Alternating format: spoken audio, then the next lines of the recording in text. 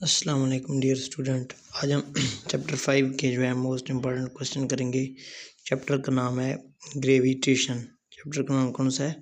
Gravitation. इसके most important MCQs देखेंगे। Chapter number हमारे पास 5 है और ये फिज़िक्स का है। मोस्ट इम्पॉर्टेंट एमसीक्यूज इसमें देखेंगे। सबसे पहला एमसीक्यूज है कि who gave the concept of gravitational force. तो ग्रेविटेशनल फोर्स का कॉन्सेप्ट हमने किसने दिया था?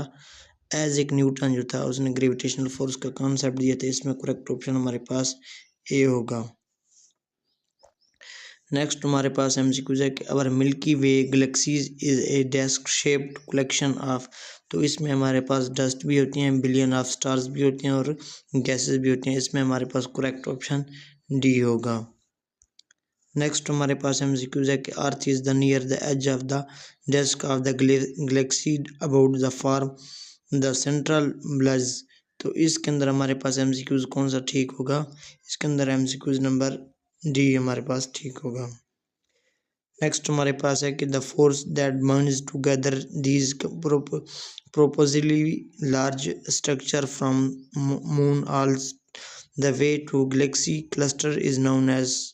तो इसको हम क्या कहते हैं? इसको हम ग्रेविटेशनल फोर्स कहते हैं। MCQs number C is correct. Next हमारे पास है कि every body in the universe attract the other body with the force which is directly proportional to the product of the mass and inversely proportional to the square of their distance. This statement is known as. इसको हम क्या कहते हैं? Law of gravitation कहते हैं।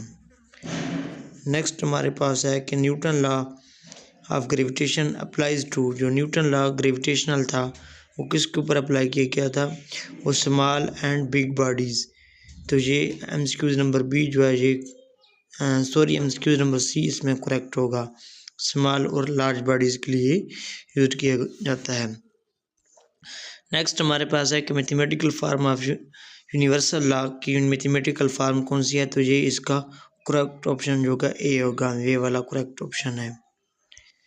Next हमारे पास MCQs है कि in Newton law of gravitation F is directly proportional to m1 m2 के बराबर मास 1 इनिशियल मास और जो हमारे पास होता है ना फाइनल मास उनके प्रोपोर्शनल होता है m1 and m2। f is directly proportional to m1 m2 होता है। तो इसमें करेक्ट ऑप्शन हमारे पास बी होगा, ए होगा।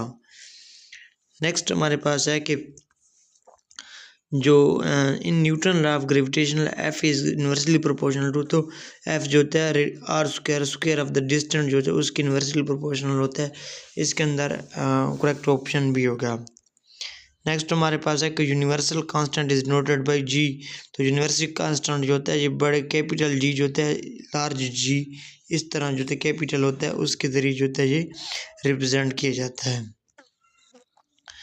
नेक्स्ट हमारे पास है कि in Newton law gravitational G is the constant. तो जो हमारे पास जी होता है ये यूनिवर्सल कांस्टेंट होता है। करेक्ट ऑप्शन ए होगा।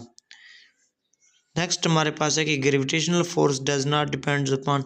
तो ग्रेविटेशनल फोर्स हमारे पर मास के ऊपर भी डिपेंड करती है, ग्रेविटेशनल कांस्टेंट के ऊपर भी डिपेंड करती है, सेपरेशन बिटवीन द बॉडीज़ के ऊपर भी डिपेंड करती है, लेकिन चार्ज ऑन बॉडीज़ जो होती हैं इसके ऊपर डिपेंड नहीं करती।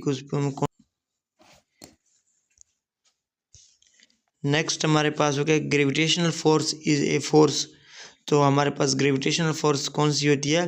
ग्रेविटेशनल फोर्स हमारे पास कौन सी फोर्स होती है? तो ये हमारे पास रिएक्शनल फोर्स होती है। इसमें करेक्ट ऑप्शन सी होगा। नेक्स्ट हमारे पास है कि who among the following give first the experiment of value G. Einstein जो था इसने वैल्यू ऑफ जी पहले जो इंट्रोड्यूस करी थी। इसमें करेक्ट ऑप्शन सी होगा।